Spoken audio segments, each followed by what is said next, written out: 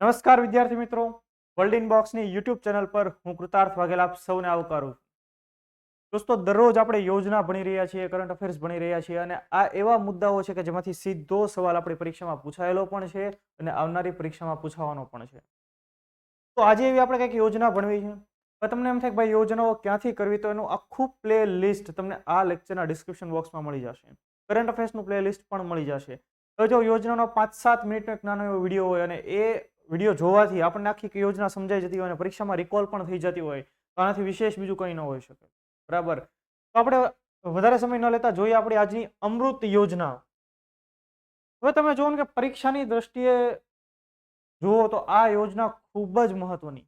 અમૃત અને આમાં તે આઝાદી કા અમૃતકાલ, એ આખો અમૃત શબ્દ જ તે ચર્ચામાં રહેલો છે. તો તમે જુઓ પહેલા અમૃતનું પૂરું નામ શું, તો કે અટલ મિશન ફોર રિજુવેનેશન.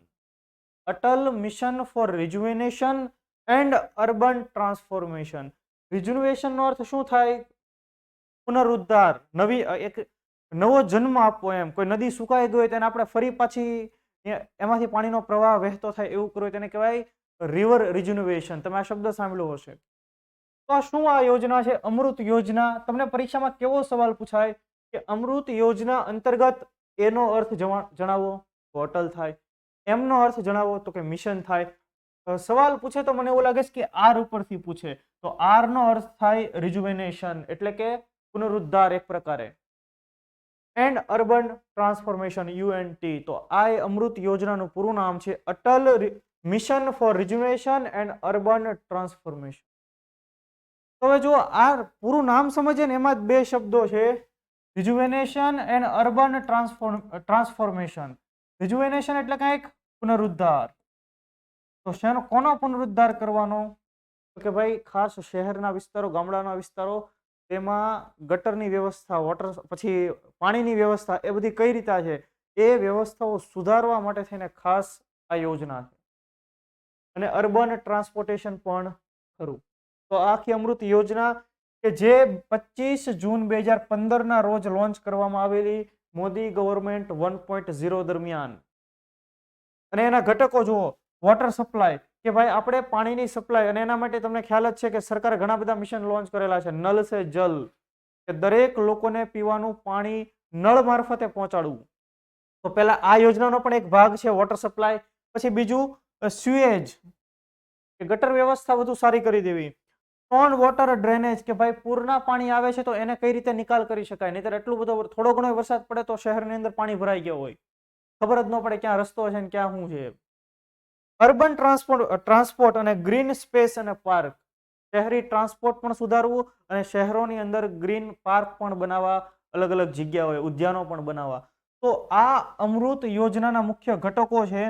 હવે તમે વિચારો કે આમાં કઈ કઈ બાબતોની વાત થઈ, તો કે ખાસ શહેરી વિકાસની અંદર, ગ્રામીણ અલગ અલગ વિકાસની અંદર કંઈક ઇન્ફ્રાસ્ટ્રક્ચર જેવું કંઈક બનાવવાનું છે એવી વાત થઈ.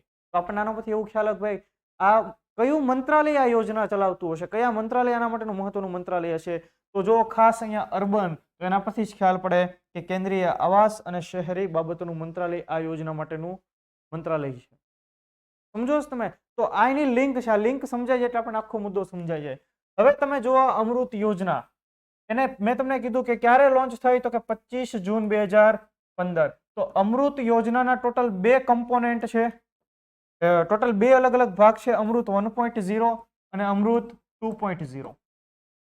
બંને સમજી લઈએ કે જ્યારે એને વર્ષ 2015માં લોન્ચ કરાય, ત્યારે 2015-16 થી લઈને 2019-20 5 વર્ષના સમયગાળા માટે લોન્ચ કરાય અને એના માટે ભંડોળ 50,000 કરોડ રૂપિયાનું ભંડોળ કેન્દ્ર સરકારે આપ્યું હતું. આ કેન્દ્ર સરકારની યોજના છે. ત્યાર પછી અમૃત 2.0 એટલે તમે એમ કહી શકો એનો બીજો તબક્કો પણ શરૂ કરવામાં આવ્યો. તો ફાઇનાન્શિયલ યર 2021-22 થી લઈને 2025-26 સુધીના સમયગાળા માટે 76,760 કરોડ રૂપિયાનું ભંડોળ મંજૂર કરાયું. અને આ બીજો તબક્કો ક્યારે શરૂ કરવાનો, તો કે ઓક્ટોબર 2021માં શરૂ કરવાનો. તો આખી યોજના તમને સમજાણી કે ભાઈ અમૃત યોજના, તો કે આ Atal mission for rejuvenation and urban transformation. તો આ મુખ્ય યોજના હતી. હું એ આશા રાખું કે તમને આખો મુદ્દો વ્યવસ્થિત સમજાઈ ગયો હશે, યોજના પણ સમજાઈ ગઈ હશે. જો તમને વિડીયો પસંદ આવે તેને લાઈક કરો, ચેનલને સબસ્ક્રાઇબ નથી કરી તો સબસ્ક્રાઇબ પણ કરી લો. અને તમે એવું ઈચ્છો કે તમારા સુધી સૌથી પહેલા નોટિફિકેશન મળી જાય તમને, તો તમે બેલ આઇકન પણ પ્રેસ કરી દો. તો ફરી પાછા આપણે કંઈક નવા મુદ્દા સાથે ભેગા થશું. ત્યાં સુધી જય હિન્દ, જય ભારત.